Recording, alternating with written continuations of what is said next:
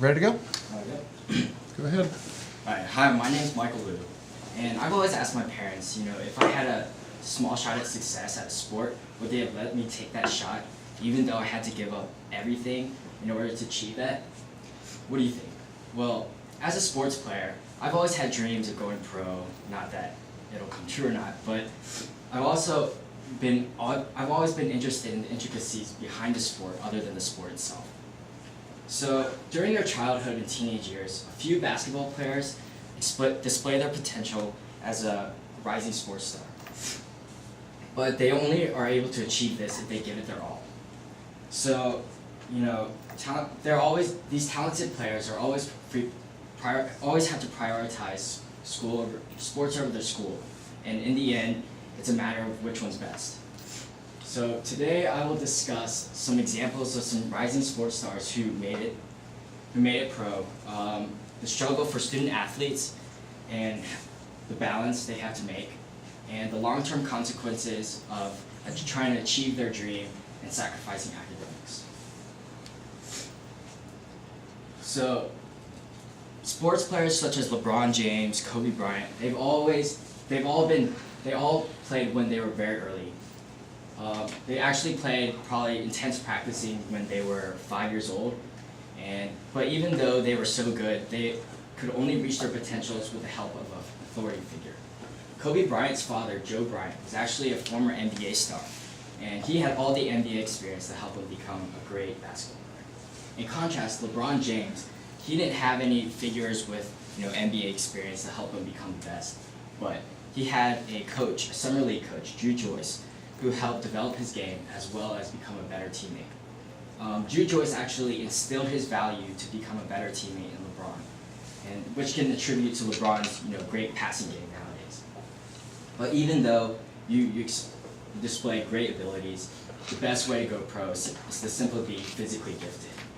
And here's a picture of LeBron when he was only 9 years old, but he was already 5'9" at that age.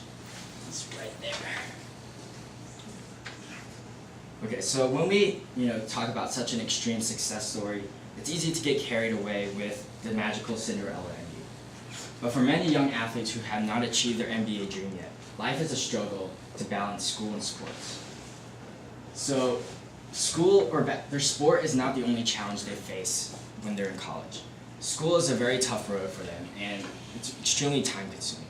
Actually, my RA, Rich Landa, who's a player on the Maryland baseball team, he has to balance his RA duties, his team practices and training, and his very difficult engineering major. And I don't know for you guys, but I think that's extremely difficult. He also has to maintain a 2.5 GPA if he wants to continue to play. And even though he has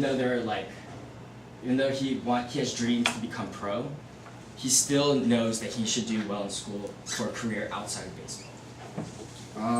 Graduation rates are actually extremely high for student athletes. In fact, it's 80%. But for the better teams, such as the Division I teams, graduation rates are much lower. Maryland's basketball team is actually only 8% graduation rate. That's less than 1 out of every 10 players on the team graduating, which is pretty bad. Secretary of Education Arne Duncan, he is hoping to propose stronger eligibility requirements to play, and he's trying to make sure that each school that's eligible to play in the playoffs or any season games has to have at least a graduation rate of 40%. So if we look at the big picture, physical perfection is basically your ticket to becoming pro. But for many of athletes who are no longer able to play their best, they have to make decisions, and those decisions affect their later life. So for those who make the sacrifice to go in pro, face a tough road ahead of them. And out of the hundreds of college students that play, only 50 or 60 actually ever make it to the NBA. That's less than 1%. And it's extremely difficult, and unless you're the best, a diploma is probably more useful than your season stats. Some players, if they're good enough, they'll play for other smaller leagues or European teams, but even then the numbers are extremely small.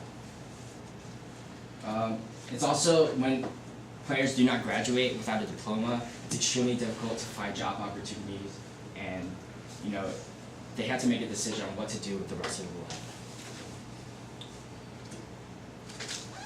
Okay, so in conclusion, becoming a star, means millions of dollars, endorsements, fame, but that's only a few special people. The path to, going to pro is extremely risky and very difficult. It's just a matter of, which way is best, how good you are. You're at 5:30? And what you hope to strive for. So thank you for listening. If you have any questions, you can email me at my email. Thank you very much.